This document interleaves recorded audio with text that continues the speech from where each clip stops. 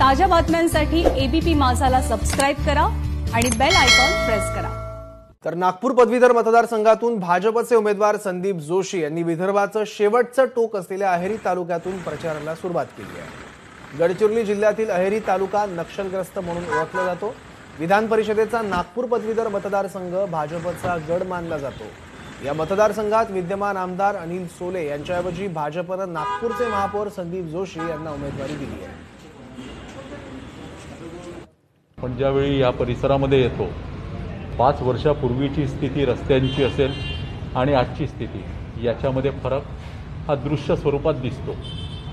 परंतु त्याशिवाय देखील इतर अनेक विषय कळणं हे अत्यंत गरजेचं आहे। गडचिरोलीचा अनुशेष हा विदर्भाच्या तुलनेमध्ये पुन्हा अनुशेष हा जास्त आहे आणि त्यामुळे या अनुशेषासाठी प्रयत्न करणं 33 आमदार आणि 7 खासदारांच्या मधलं कोऑर्डिनेशन करणं आणि हे कोऑर्डिनेशन करून राज्य दरबारी अथवा दिल्ली दरबारी गडचिरोली भागातील विषयांना मार्गक्रमित करणं ही प्राथमिकता निश्चितपणे राहणार आहे।